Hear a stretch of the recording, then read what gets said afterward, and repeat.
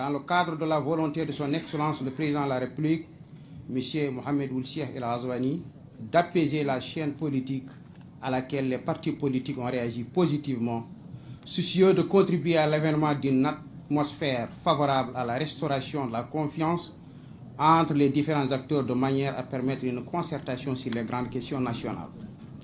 En vue d'assurer une excellente préparation des élections législatives, régionales et municipales prochaines, dans un cadre offrant à toutes les parties les garanties requises.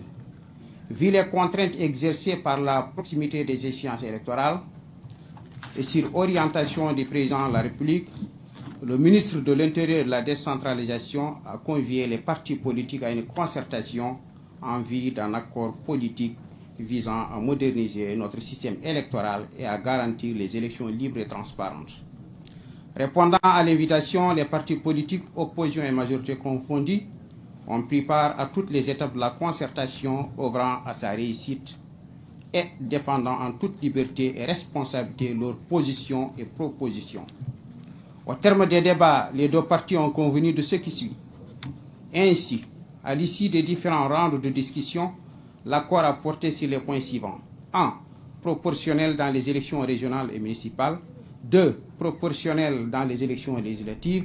3. Institution d'une liste nationale des jeunes. 4.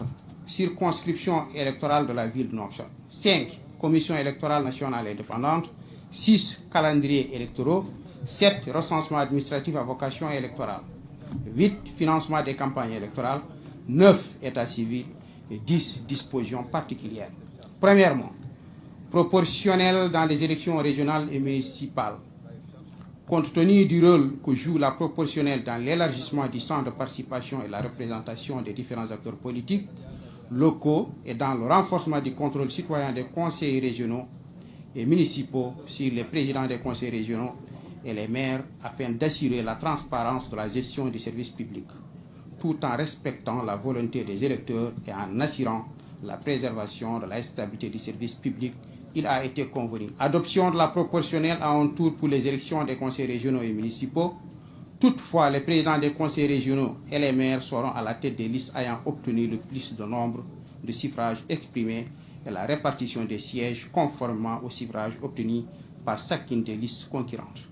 Toutefois, des mécanismes externes aux résultats électoraux seront mis en œuvre pour éviter la paralysie du service public. Deuxièmement, proportionnel dans les élections législatives. Afin de renforcer la proportionnelle en tant que moyen permettant une plus grande participation des différents acteurs politiques au sein du Parlement, il a été convenu. Les députés à l'Assemblée nationale seront élus pour 50% selon le système proportionnel et les 50% restants selon le système majoritaire à deux tours. Après prise en compte de la représentation des 6 nouvelles Moukada créées à la suite du dernier découpage administratif et conformément à la clé de la répartition prévue par la loi, le nombre de députés à l'Assemblée nationale passera de 157 à 162 à l'issue des élections de 2023, de sorte que le nombre de députés élus selon un scrutin à la proportionnelle représentera 45,68%. Il a été donc décidé d'augmenter ce pourcentage de 5% pour atteindre les 50% convenus, soit une augmentation de 14 députés élus à la proportionnelle. Ainsi, le Parlement de 2023 sera composé de 176 députés, dont 50% élus au scrutin majoritaire à deux tours et 50% élus au scrutin proportionnel, en attendant l'achèvement du recensement général de la population. Troisièmement, la liste nationale des jeunes. Afin d'assurer la présence des jeunes, entre parenthèses, 60,2% des Mauritaniens ont moins de 25 ans, de garantir une représentation des personnes handicapées et d'augmenter le quota des femmes au sein du Parlement. Il a été convenu instaurer une liste nationale pour les jeunes de 11 sièges en alternance entre les deux sexes et dont au moins 2 sièges réservés aux personnes handicapées. Quatrièmement, circonscription électorale de Nouakchott.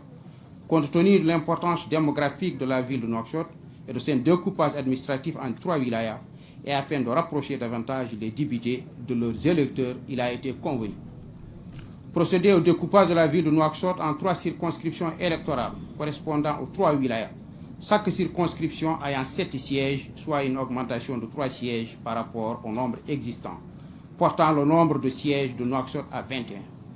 Cinquièmement, la Commission électorale nationale indépendante, CENI, étant donné que le mandat de l'actuelle commission électorale se termine en avril 2023 et que les préparatifs des prochaines élections législatives, régionales et municipales ont déjà commencé, et afin d'assurer la participation de tous les partis politiques dans le choix des membres de la nouvelle commission et de permettre à celle-ci de bien préparer et de manière précoce, participative, les prochaines élections en vue de leur organisation ultérieure, il a été convenu.